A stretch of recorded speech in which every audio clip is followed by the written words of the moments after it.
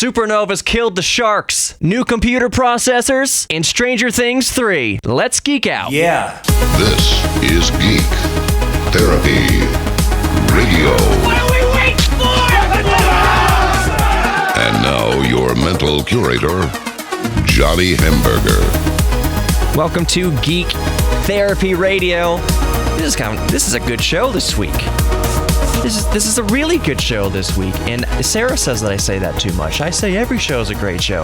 Well, you know what? Truth be told, pull the curtains back a little bit, show you behind the scenes. I don't think every show is a banger. I know there's probably quite a few of you that would agree with me. Although, you know, that is what is not my favorite show could be your favorite show. For instance, last week I did a show about, I asked the questions, are Americans historically illiterate? Is being historically illiterate part and parcel to just the widespread ignorance and hate speech and everything that we have right now in the media? Does that count on the supposition that the reader, the viewer, whoever is going to be historically ignorant about whatever it is the story proposes? And how that all comes into play. So I didn't think that episode was going to be a hit. The episode's doing all right. It's doing, as good as anything else. There's some episodes that definitely stand out and do much better than other episodes. But the episode's doing well. But while that may be one of your favorite episodes of Geek Therapy Radio, it's not necessarily one of my favorite. I don't know. It didn't necessarily leave a bad taste in my mouth. It's just, I don't like when I don't think I got too testy in it, but I don't like pushing people's buttons too far. And I always try to package it in a way that comes across with some sort of compassion and understanding, that I'm not any better than anybody else that I'm using as an example. And in a show like that, I talked about President Bush's death and people attacking President H.W. Bush the day he died and how weaselly that is. So I don't really like to touch on heavy stuff like that. I like to keep it not necessarily light, but I like to show you guys and talk about things that you may not get, obviously, in a lot of other shows on the radio. Definitely the broadcast radio. So this is Geek Therapy Radio. It's stuff that we need to geek out about. So what I'm geeking out about this week, what I've been geeking out about for the past few days actually, is all these rumors and just these rumors that Houston may get an NHL hockey team. The National Hockey League may come to Houston. We've been hearing about this for years. These little teases that, it's just thinking about it. And there's some people that say it would never work here. There's other people that say, of course, the NHL would work here. Houston is going to be the third largest city in the United States very, very soon here. There's lots of transplants.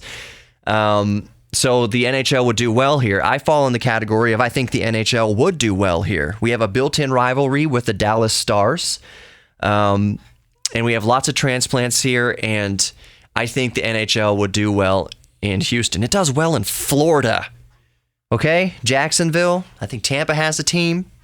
Why wouldn't Houston, soon to be the third largest city in the United States, why wouldn't hockey do well here? We already have places they can play.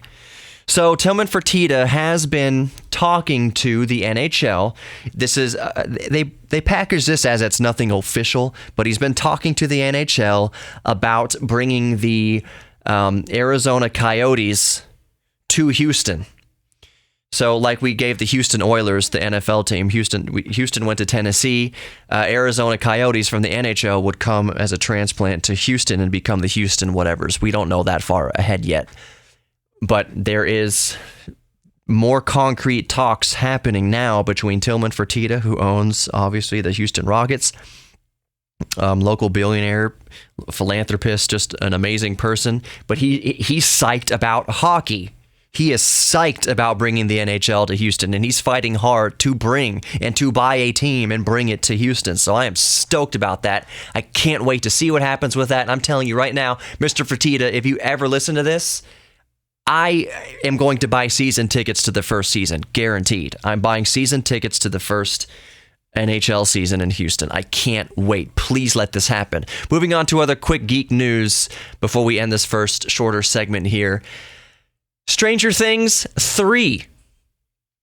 There's a new cryptic trailer for Stranger Things Season 3, and it's basically just the ominous, synth-filled intro we've all come to recognize with each episode's title. How do I rephrase this?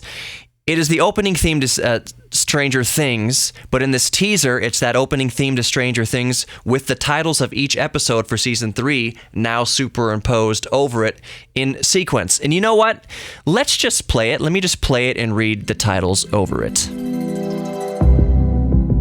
A Netflix original series. Susie, Do You Copy? The Mall Rats. The Case of the Missing Lifeguard. The Sauna Test. The Source. The Birthday. The Bite. And The Battle of Starcourt. In the summer of 1985, the adventure continues.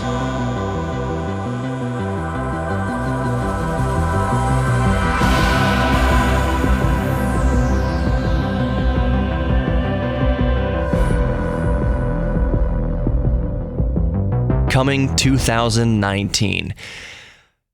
A few days ago, Stranger Things creators Matt and Ross Duffer debuted the 16-bit Stranger Things 3 video game. So if anything is to be gleaned from this brief game trailer, the 16-bit video game trailer, it's that a major battle seems to take place in the mall that we saw briefly in the first Stranger Things 3 trailer back in July of 2018. So there's no official release date for the newest season, but we do know that it will be sometime in 2019. And is it just me, or does it seem like Season 3 is taking way longer than Season 2 took? I'd say it took longer for Season 1, but Season 1 that doesn't make sense. It seems like Season 3 is taking longer than Season 2. I'm very interested to see how the children have grown up. Like, how are they going to work around the crackling voices of puberty? Who knows? I just hope Season 3 is fun. We'll be right back with more Geek Therapy Radio. Don't go anywhere. Geek Therapy Radio on YouTube. Go obliterate that subscribe button. More Geek Therapy Radio coming up. See you in a few minutes. Quick 15 seconds or so for Audi Central Houston. The 2019 models are here. Go check them out at Audi Central Houston, and you can do it from the comfort of your own couch. AudiCentralHouston.com. When you go to Audi Central Houston to check out the new 2019 Audis, tell them Geek Therapy Radio sent you. Audi Central Houston and AudiCentralHouston.com.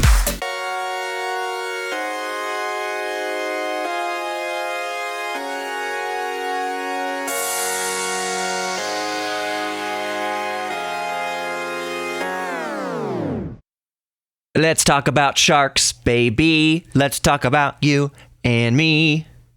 Let's talk about all the geek things and the sharp things in sharks' mouths.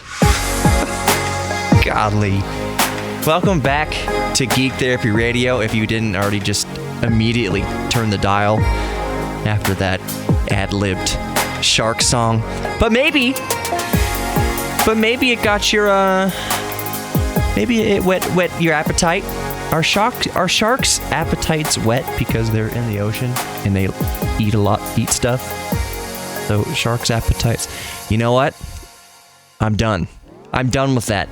There's an actual story here, an actual topic that I want to geek out about. You are listening to Geek Therapy Radio, and better or worse, for better or worse, I am your mental curator, Johnny Hemberger, and we're going to talk about the mighty Megalodon.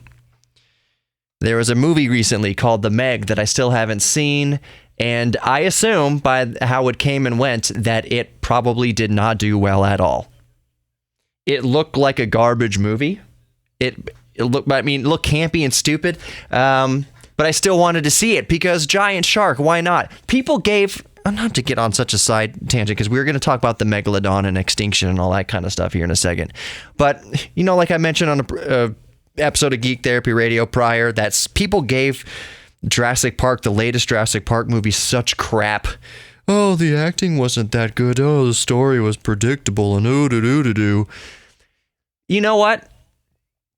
I would kind of put it in the same category of the Meg, in that if you go into it, if you went into Jurassic Park or you went into the Meg expecting some great, just Academy Award winning movie, acting and everything like that, you're going to be disappointed. It'd be like showing up to the beer pong table ready to play beer pong and then saying, why aren't we using craft beer? Or sipping the bouquet of Natty Light and saying, oh, this is inferior. I won't play beer pong because we're using Natural Light or Bud Light. No! Show up to the beer pong table and have fun. Show up to Jurassic Park and have fun. Show up to the Meg and have fun seeing a big shark eat people. Ugh. Okay, rant over. Let's get on to the Megalodon. It's often been postulated that 2.6 million years ago, when the Megalodon all but just kind of disappeared off the face of the planet, literally just went extinct, almost exactly 2.6 million years ago, it was... So far, the most prominent theory has been simply that it was a victim of climate change. That the climate changed, in this case, colder, that the ice was freezing at the poles and therefore the ocean levels were going down instead of rising like they are today with global warming and climate change. But back then, the globe was cooling, ice was sucking up all the water, and the levels were decreasing. And since the Megalodon, which, by the way, was the size of a bus, about 50 feet long, 15 meters long. That's, oh my gosh. If they bring back dinosaurs, I hope they bring back Megalodon too. Some people think that Megalodon is still there. They think that Megalodon is still lurking in the deep somewhere, which it doesn't make me want to go swimming just without a cage in the middle of the open ocean, knowing that theoretically maybe a Megalodon could still be down there. But anyways, with the decreasing oceans, sea levels, the Megalodon lived in shallower waters. So it was forced through climate change. Again, this is the working theory, that it was forced through climate change to go to colder, deeper waters. And it just simply, due to evolution, just couldn't hack it there. Its normal food sources were wiped out. It couldn't sustain itself in the open, deep, colder ocean. And that seems to... That theory holds water. Sorry for all the puns, but yes, that theory holds water, except for how quickly Megalodon died away. How quickly it went extinct. Usually when a species goes extinct, it takes thousands of years, even sometimes millions of years, for its numbers to dwindle and eventually die off, especially with older prehistoric creatures like Megalodon. But what happened is Megalodon's timeline went up, and then 2.6 million years ago, it just a shelf just dropped off, disappeared. So it's making us rethink the theory for what caused Megalodon and therefore other larger species of animal, marine life, and whatever to go extinct. Because remember, 2.6 million years ago, the dinosaurs died off about 65 million years ago. We widely accept that it was probably a giant meteor impact there in the Gulf of Mexico that caused that mass extinction event. But with how quickly the Megalodon died off 63 million years later, 2.6 million years ago, it's forcing us to reconsider this theory.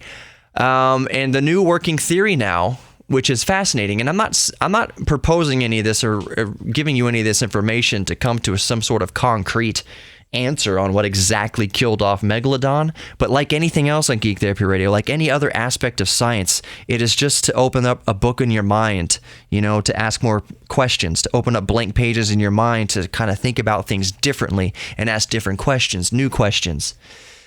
So the working theory now as to why Megalodon just died instantly, why it went extinct instantly, is as funny as it sounds, as far-fetched as it sounds. Supernova, or a series of supernovae that rocked the cosmos around 2.6 million years ago. The sun in our local cluster kind of exists in a bubble. That is to say, there's quite a bit of, in cosmic terms, there's quite a bit of open space between us and the nearest star, and then the nearest star from that nearest star. It's kind of an expansive bubble. And that lends to the theory that millions of years ago, supernova just went off, pop, pop, pop, like popping popcorn in a microwave, basically. And that, of course, expands that bubble outward. But what happens also when you have series of supernova is that the radiation within that bubble bounces all around, just like the beams bounce around inside of a microwave.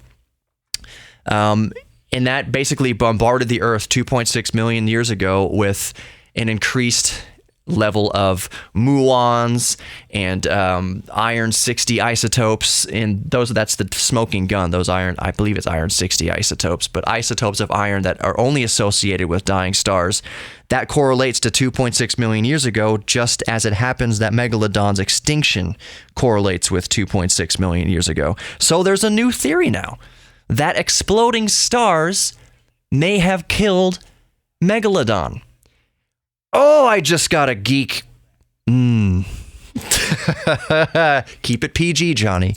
Keep it PG. I was very satisfied with the way I just geeked out there. I hope you were satisfied with how we just geeked out together. Not to make things weird, even though I just made things weird. The start of this segment was weird.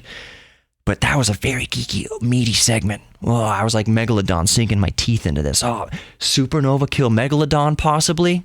What other questions does that bring up in your geek minds? What else could supernova that happened from light years and thousands and millions of light years away, how that affects life and mutations and gene mutations and things like that on Earth?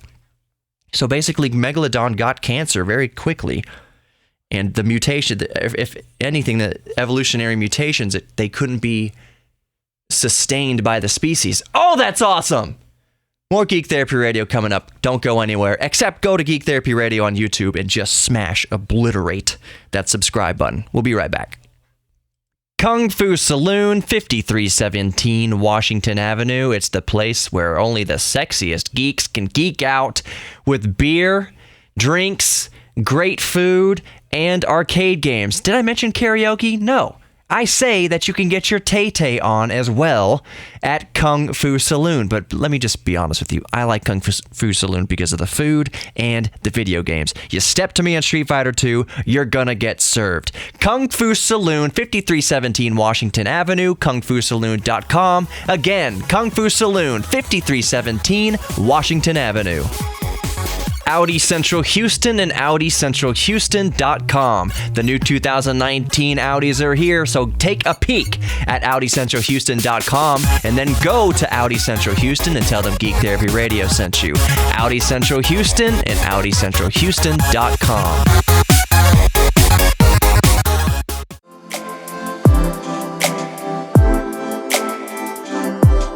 Welcome back to Geek Therapy Radio. I am your mental curator, Johnny Hemberger. Back at you. Why do I sound like a shock jock? I have nothing against shock jocks. Sock jocks. Sock jocks. Are you a sock jock? Are you a sock jockey? I have nothing against shock jocks. I have nothing against the whole morning zoo thing. Just like I have nothing against, political radio, political talk show host. Of course I don't have any problem with any of that. But in the same breath, I am trying to be different from that. I am not trying to be... I'm not going for shock value. If you haven't noticed on Geek Therapy Radio, if I say something shocking, that's one thing. But I'm not trying to get the low-hanging fruit. And I'm not saying that's what all shock jocks do. I'm not saying that's what all morning zoo does. But that's not who I am here at Geek Therapy Radio. That's not me, Johnny Hemberger, your mental curator. I'm just trying to geek out with you guys. And I know that the odds are stacked against me in having a successful radio show that isn't divisive. I don't get invited, across the country to do different things for different political outlets because I'm not a political show. And I refuse to be. Sometimes I might talk about I might get close to some politics. like the last episode where I talked about historical illiteracy and all that kind of stuff, but that's not who I am. And I'm never going to try to get listeners and keep growing my listener base by being shocking or saying stupid things or taking one hard-lined opinion on either side of the aisle. That is not going to be me. My show is all about being inclusive. That the fact remains that whether you are a hardcore, bleeding heart liberal or a staunch right-wing conservative, that what we have in common is more prevalent. We have more things in common than just political opinion differences. The person on the hard left and the person on the hard right, you know what they both agree on? They probably like Star Trek. They probably like Star Wars. They probably like computers. They probably like tinkering on remote control cars. Or they're astronomers. They have telescopes. They love science. They like art. They like music.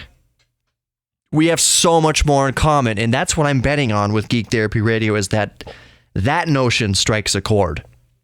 That Geek Therapy Radio was, is, and will always be an oasis in the desert of division and hatred. Because think about it. You make assumptions, and I'm not saying that I don't do the same thing. This is all inclusive, I'm not better than anyone else, but we have a tendency to judge people based on something as trivial as a different political opinion, when what we have in common is both of us love the United States, and sometimes love hurts. You love your children, but you're not proud of them when they do terrible things. You need to discipline them, and you need to think of a course of action to take to try to keep the child on the path. And that's what we're both doing left and right for this country. Is we may have different ideas about what keeps the United States a great nation, but we're both coming at it because we have an appreciation for the nation, and we want what's best for our nation. So here I am in the middle saying, maybe stop hating each other over your different idea of what makes our nation great. Maybe we should come together at the table and do some arts and crafts and bond over, video games. Let's bond over video games. Let's bond over music. Let's bond over art. Let's bond over our geek things, because only then, I believe, we can make real progress through compromise. That's something that never gets said on any political show that I've ever listened to in recent memory. So I'm not saying it doesn't happen. I'm just saying I have never heard it. That is compromise. We hear about let's make progress. We hear about my way or the highway, or this needs to happen this way, and this certain set of politicians and their followers have their correct idea, when the person on the other side is saying that this politician and their followers has the right idea. It's always black and white. It's either this way or that way. Nobody talks about compromise. Nobody puts compromise and progress into the same sentence. It's the same notion. Without compromise, without the left compromising and without the right compromising on some things, if nobody compromises on anything, we are stuck in the mud. All we're doing is hating each other. So I think this is what Geek Therapy Radio has always set out to do, is that to get to know thy neighbor, we get to know thy neighbor through our geek thing, since we are all geeks about something. You can find out the geek thing, whatever geek thing that your neighbor, your liberal neighbor has in common with you, and you bond over that. Because when you bond over that, when you bond over your geek thing, you realize that this is just a human being with the same fears and desires and concerns as I have. And then when you start to picture someone as a human being and you've stopped dehumanizing them, which is beat into you by the media day in, day out, it's to dehumanize the other side, no progress will be made. None. But when you make your neighbor a human through Star Wars or Star Trek or Legos or video games or remote control cars or trains or airplanes or some sort of hobby that you both have together, you see them as a human, and when we see each other as humans, we can start to make compromise and we can start to make progress. That is what Geek Therapy Radio is all about. I could not care less what side of the political aisle you are on. I don't care. If that's a big deal to you, change the station right now. iHeart's going to hate that I say that. But if politics is the most important thing in your life, above your God, above your family, above your children, above your passions, change the channel. This is the wrong show. There's so much more to life than your differing political opinions.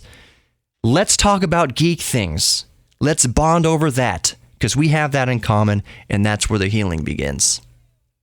When we humanize each other over our geek things. That's what Geek Therapy Radio has always been about, and will continue to be about. And I know that that's a tough road to hoe.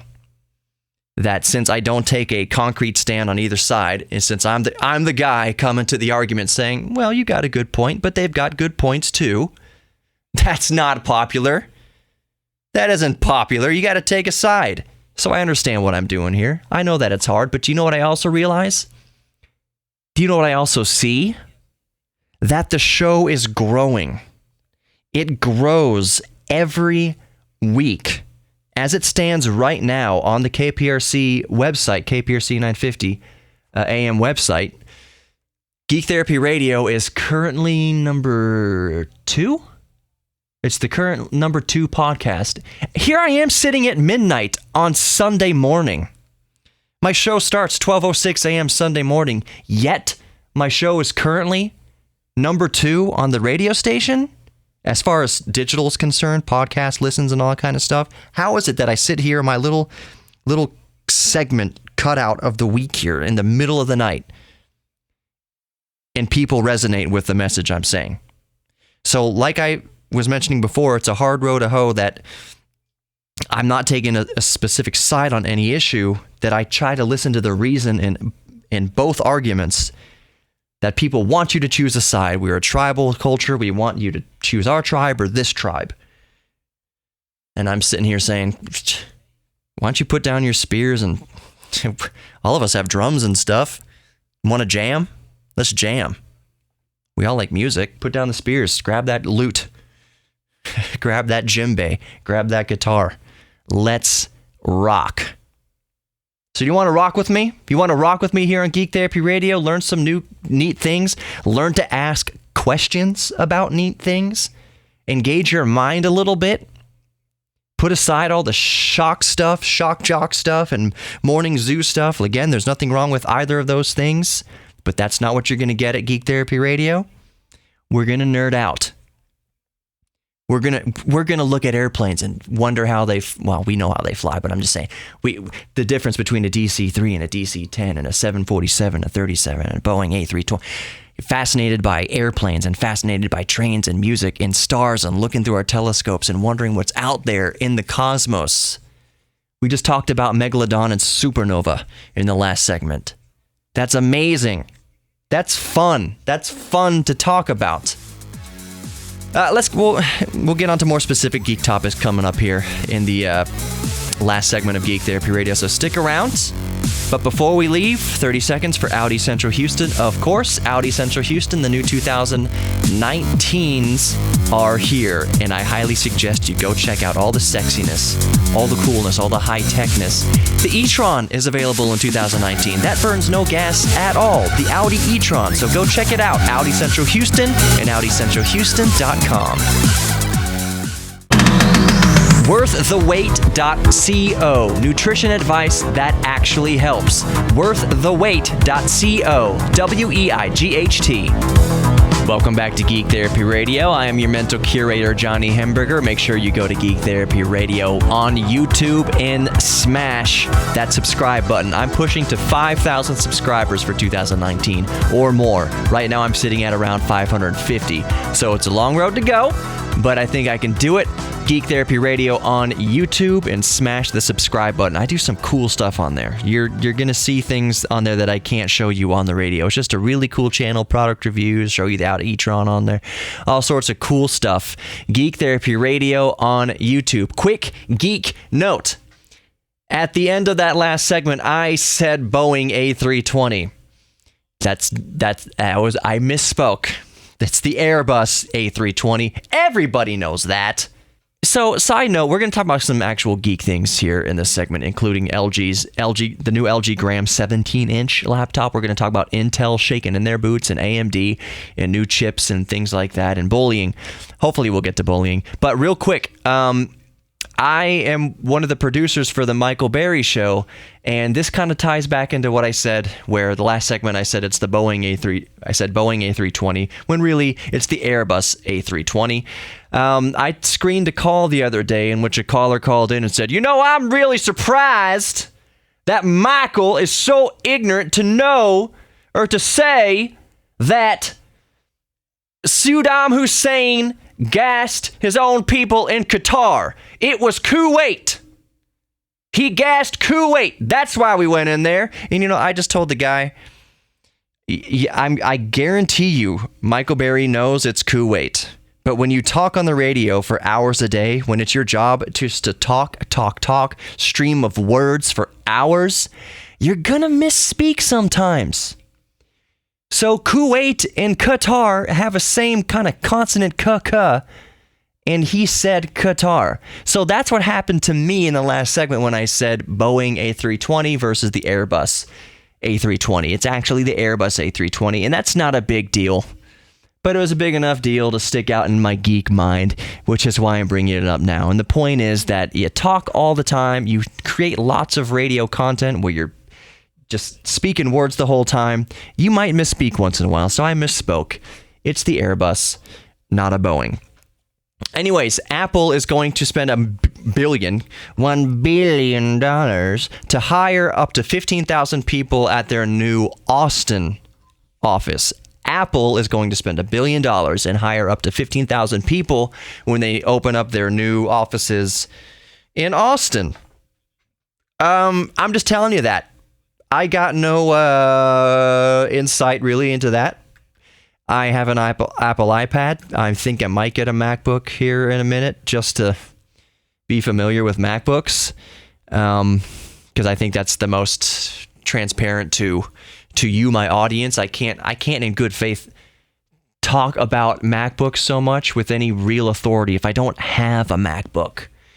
So I can tell you that my mind's not going to change as far as some of Apple's unethical business practices, but at least I'll know what I'm talking about when it comes to like using a Mac product, a MacBook. That's not the iPad. I have the iPad. That doesn't count. It's a tablet. That's for Angry Birds and Netflix and email and stuff.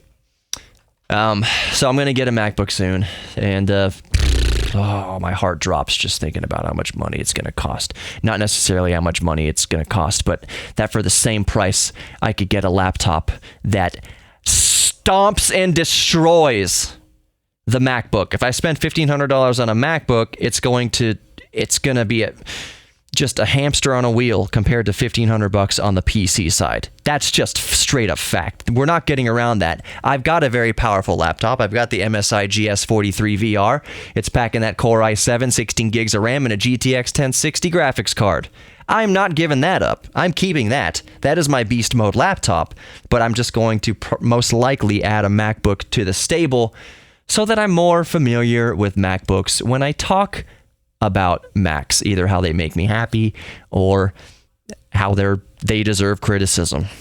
I've criticized Microsoft Surface. That's a Windows-based PC. I've criticized them because Microsoft doesn't give us Thunderbolt 3 USB Type-C. We have the stupid Surface Connect port that uses up those PCI Express lanes. Speaking of Intel and computers and things, next year is going to be a fascinating year for Intel. They have a new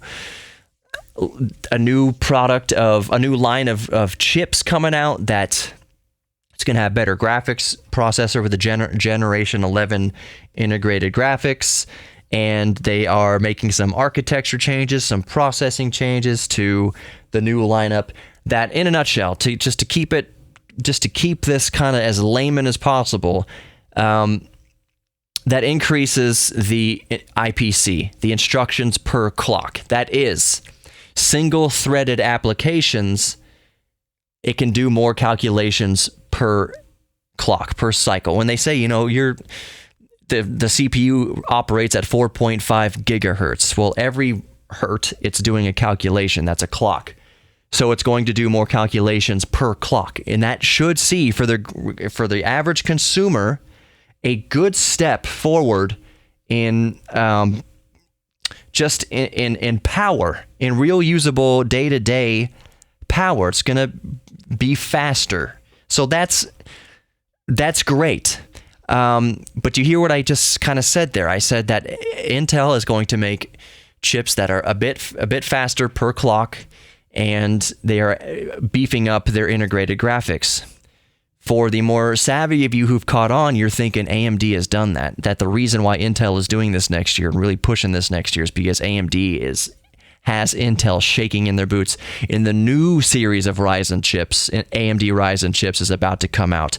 And if Intel doesn't smash something out of the park here in 2019, AMD is going to either take the lead in that market, in the CPU market, or severely do even more damage to Intel's bottom line. So in 2019, that's the year. That's where it all comes to a head for Intel. It's not just about more cores and everything like that. It's about making just actual changes to the integral things that make the processor work. So there's instructions per clock. So Intel has to hit it out of the park next year. If they don't, AMD is going to even take a bigger share of that market. The new Ryzen series of processors aims to be just a beast mode, and excellent, way better bang for the buck than an Intel chip. So Intel has to do something in 2019, or else 2020 is not gonna look great. LG gram. LG has I think it's the 14-inch gram and the 15-inch gram. LG, it means basically that it weighs under a kilogram. That's why it's called the LG gram series of notebooks. For 2019, they are offering a 17-inch gram that weighs less than 3 pounds. So it's over a kilogram, yes, but it's like 2.9 pounds for a full 17-inch 3x2 aspect ratio laptop that fits in the same form factor of a 15-inch. You know what? The bezel's thinning so tiny, and so we can make the size of the actual laptop small, but we actually can keep the same big screen in there. Imagine a 17-inch screen that takes up no more space in your backpack or your briefcase than the current 15-inch model that you have in there. And 15-inch screens that take up the same form factor as 13.3 or 14-inch laptops. That's where we're going. By the way, laptop manufacturers, for the love of God, put good flagship smartphone cameras in there for the webcams. Why are webcams so crappy still? Put that same camera from the Google Pixel or the Samsung S9, put that in a flagship laptop. You're charging us $1,500 for a laptop, but we give a potato quality webcam? What's the deal? A new study has revealed that chronic bullying can literally alter the shape of an adolescent's brain. That makes them have severe mental health issues and social issues when they grow up. So knock off the bullying. Mental health injuries aren't visible like a broken arm, but they are injuries nonetheless. So like I say at the end of each episode of Geek Therapy Radio, be good to each other, starting with yourselves. You are worth it. Until next week, I'm Johnny Hamburger for Geek Therapy Radio. Take care, everybody. Audi Central Houston, it's 2019, and it's time to geek out over the new 2019 Audis at Audi Central Houston and AudiCentralHouston.com. Tell them Geek Therapy Radio sent you. Audi Central Houston.